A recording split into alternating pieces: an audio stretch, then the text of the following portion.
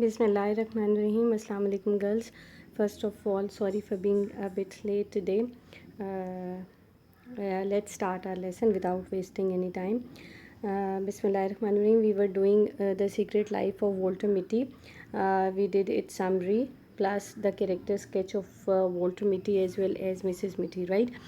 Today we are going to do the theme or the main idea of this story.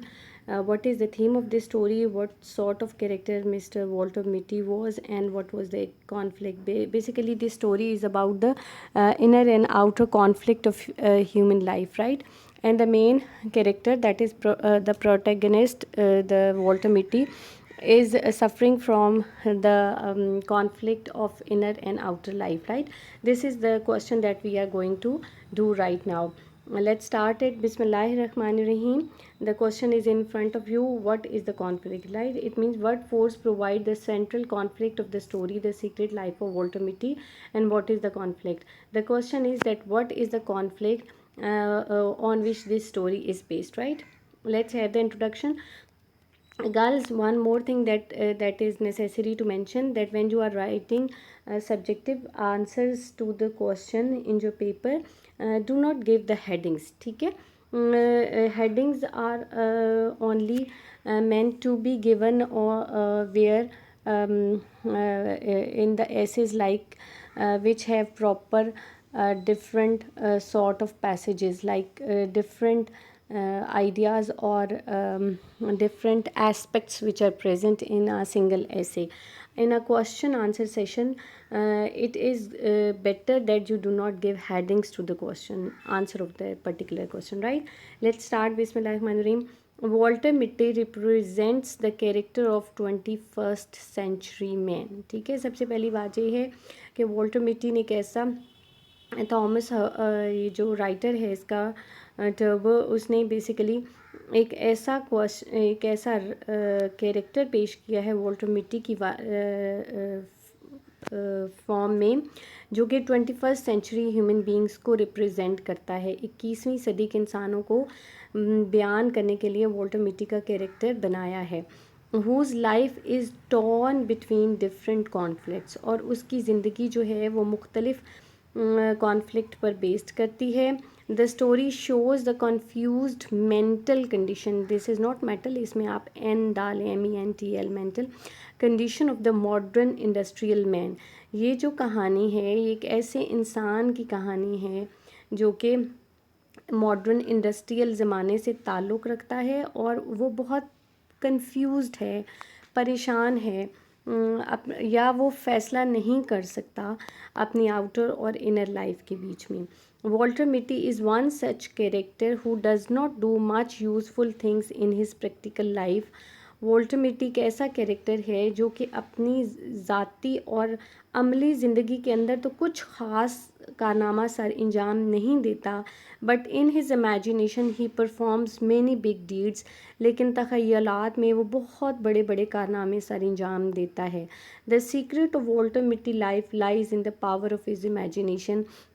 Walter मिट्टी की ज़िंदगी का secret फ़िलहाल ये है, जो हम ये देखते हैं कि वो इमेजिनेशन में रहता है। इसको आप सब लोग भी अपनी अपनी ज़िंदगी के ऊपर अप्लाई करके देख सकते हैं। देखिए, जब हम अपने बारे में हमेशा सोचते हैं तो हम या एक्सट्रीम पे पॉजिटिव सोचते हैं या एक्सट्रीम पे नेगेटिव सोचते हैं, मतलब मिडिल की कोई रास्ता तो हम अपने लिए रखना पसंद ही नहीं करते ना। आप अपने बारे में सोचें कि आप सोचते हैं कि मैं मेहनत करूँगी तो मैं 900 में से 850 और 880 मार्क्स ले लूँगी, और कभी आप सोचती हैं कि मैं जितनी मर्ज़ी मेहनत कर लूँ आने तो मेरे 33 मार्क्स ही हैं आउट ऑफ 100। या आप अपने आप को ओवर एग्जेजरेट करते हैं या अपने आप को अंडर एस्टिमेट करते हैं, ठीक है। ये हम इस दुनिया में रहने वाले, इस सदी में रहने वाले तकरीबन सभी लोगों का मसला है कि आप प्रैक्टिकली अपने आप को प्रैक्टिकली हम नहीं देखते। हम अपने आप को सॉलिड जो बेस है, जो रियलिटीज़ हैं उन पे बेस करके अपने आप को वैल्यू नहीं करते, बल्कि या तो ओवर एग्जेजरेट करेंगे अपने आप को, बहुत सोचेंगे कि हम कोई बहुत आला अरफा चीज़ें, या फिर हम अपने आप को बिल्कुल ही अंडर एस्टिमेट करके देखेंगे। Let us look at Mitty's mental conflict and confusion and their causes, कि हम मिट्टी की जो ज़हनी जो उसमें कॉन्फ्लिक्ट हैं उसके बारे में देखते हैं। First he wants to do something and soon he feels he does not have any courage to do. सबसे पहली बात तो ये है कि वो कुछ करना चाहता है और वो नहीं कर सकता। And he has better to do something else, और वो कुछ और करना शुरू कर देता है। This is the conflict between doing and not doing. असल में ये एक फ़र्क है, एक कॉन्फ्लिक्ट है, एक झगड़ा है उसकी ज़िंदगी के बीच में करने और ना करने, होने और ना होने के मसाइल में। Mitti's imaginative roles. In his imagination he becomes the commander of a navy hydroplane. सबसे पहले अपने तख़य्युल में वो नेवी हाइड्रोप्लेन का कमांडर बन जाता है। He orders to his crew for facing the hurricane on the sea. फिर वो अपने यानी इमेजिनेशन में वो बहुत बड़ा कमांडर बना हुआ होता है, अपने लोगों को बहुत जो है इंस्ट्रक्ट कर रहा होता है कि समंदर में तूफ़ान आ गया, आप ऐसे करें, ऐसे करें, ऐसे करें। Soon he faces the need to leave his naval duty and go back to his homely life.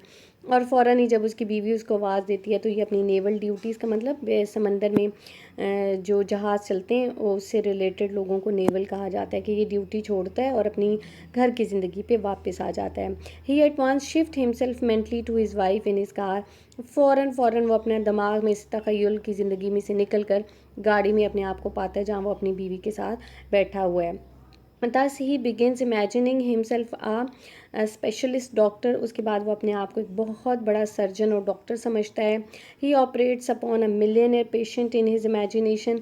और वो अपने आप को जो है किसी बहुत करोड़ अरब खरबपति मरीज़ जो है उसको उसका ऑपरेशन कर रहा होता है। He thinks and thinks but does not act. वो सिर्फ सोचता ही रहता है और करता कुछ नहीं है। Does not know how to face fact like a practical man.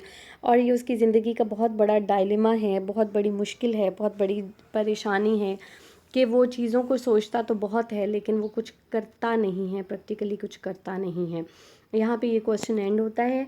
Basically आप इसके अलावा भी ये 2 रोल्स जो आपको मैंने बताए हैं ना, एक नेवल कमांडर वाला और इसके बाद एक ये जो है सर्जन वाला, इसके बाद भी वो 2-3 जगह पे अपने आप को रख के सोचता है। जैसे वो एक प्रिजनर है जो कि भागा है और बहुत सारे लोग उसके ऊपर हमला कर रहे हैं, बिल्कुल इसी तरह से कहीं आग लगी हुई है, उसको बुझाने जा रहा है और इस तरह से और भी बहुत सारी जो हैं चीज़ें वो इमेजिन करता है। वो कैप्टन ऑफ आर्मी अपने आप को इसमें करता है। फिर उसके बाद अपने आप को वो एक जज कंसीडर करता है कि वो जो बहुत बड़ा झगड़ा जो है वो निपटा रहा है। ठीक है, basically these are all conflicts that are present in his mind, in his imagination, and he is unable to get out of those imagination.